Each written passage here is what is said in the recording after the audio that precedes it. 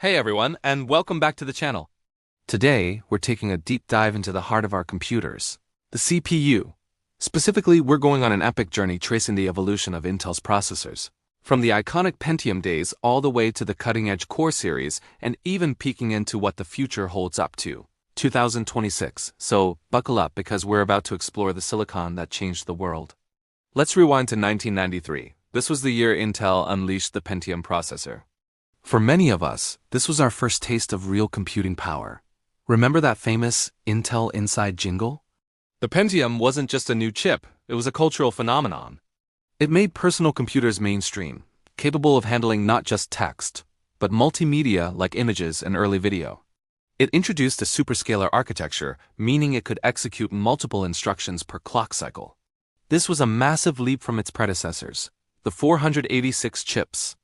The original Pentium clocked in at a speedy 60 MHz. It sounds slow now, but back then it was mind-blowing. Following the original, we got the Pentium Pro, which targeted servers and workstations with its advanced design. Then came the Pentium MMX in 1997, which stands for Multimedia Extensions. This was a game-changer for anyone interested in gaming or creative work. MMX added new instructions specifically designed to speed up multimedia tasks.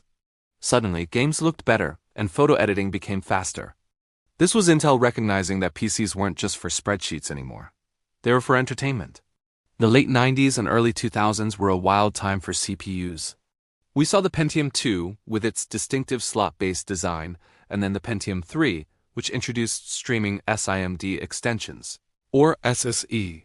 This further boosted performance in 3D graphics and video processing. Then, in the year 2000, Intel launched the Pentium 4. This chip was all about one thing: clock speed. Intel was locked in a gigahertz race with its main rival, AMD. The Pentium 4, with its net burst architecture, was designed to scale to incredibly high frequencies. We saw consumer CPUs break the 1, 2, and even 3 gigahertz barriers for the first time. However, the relentless pursuit of clock speed came at a cost. The net burst architecture was incredibly power-hungry and generated a ton of heat. Remember those notoriously loud CPU coolers? You can thank the later Pentium 4 models for that. It became clear that simply cranking up the gigahertz wasn't a sustainable path forward. The performance gains weren't matching the power consumption and heat output.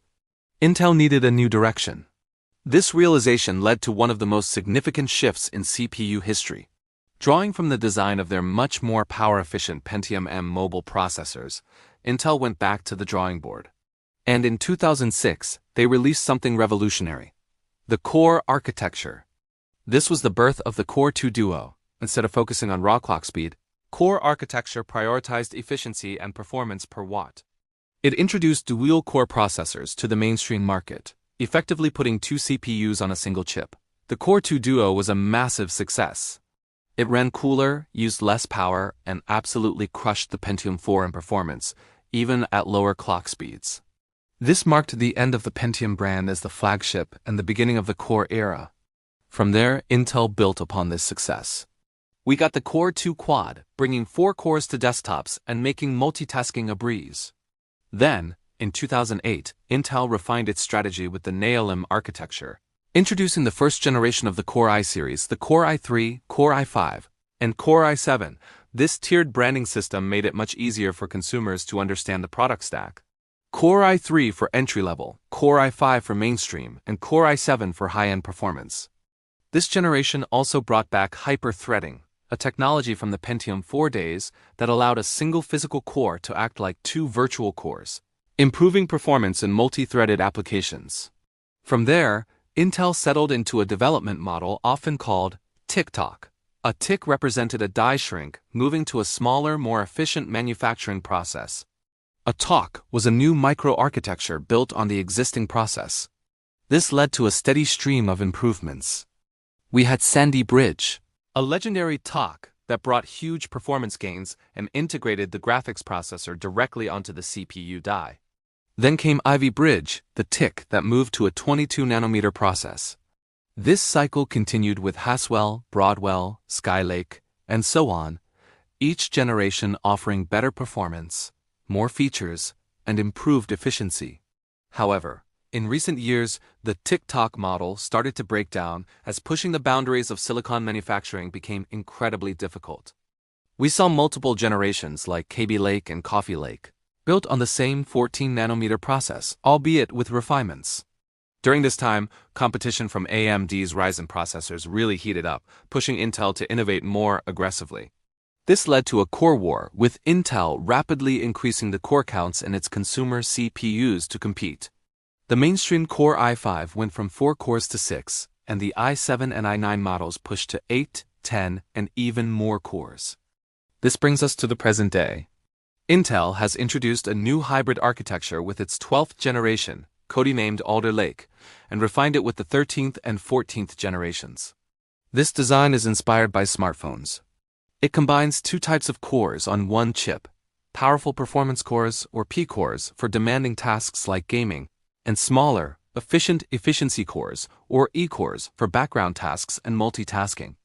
An intelligent hardware scheduler, the Intel Thread Director, works with the operating system to assign tasks to the right core at the right time. This gives you the best of both worlds, incredible peak performance when you need it, and great power efficiency when you don't. So, what does the future hold? Looking ahead to 2025 and 2026, Intel's roadmap is all about disaggregation and advanced packaging. The next major architectures on the horizon are Arrow Lake and Lunar Lake. Arrow Lake is expected to be the next big desktop platform, further refining the P-core and E-core design and moving to a more advanced manufacturing process. Lunar Lake is focused on ultra-low power for thin and light laptops, promising huge gains in efficiency. The big change is the move towards a tile-based or chiplet design, which Intel calls Foveros. Instead of one single monolithic die, future CPUs will be built like LEGOs, combining different tiles for compute, graphics, and I/O on a single package. This allows Intel to mix and match the best manufacturing process for each part of the chip, accelerating innovation and improving yields.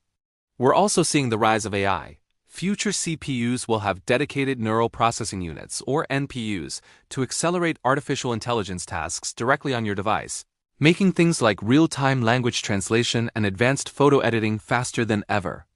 By 2026, we can expect processors that are not just faster, but smarter, more efficient, and more specialized for the workloads of tomorrow.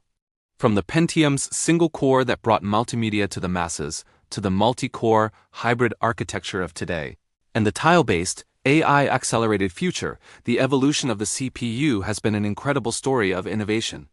It's a journey that has fundamentally shaped our digital lives. What was your first CPU? Let me know down in the comments. I'd love to read your stories. Thanks so much for watching. If you enjoyed this trip down memory lane, please hit that like button, subscribe for more tech deep dives, and ring the bell so you don't miss our next video. See you in the next one.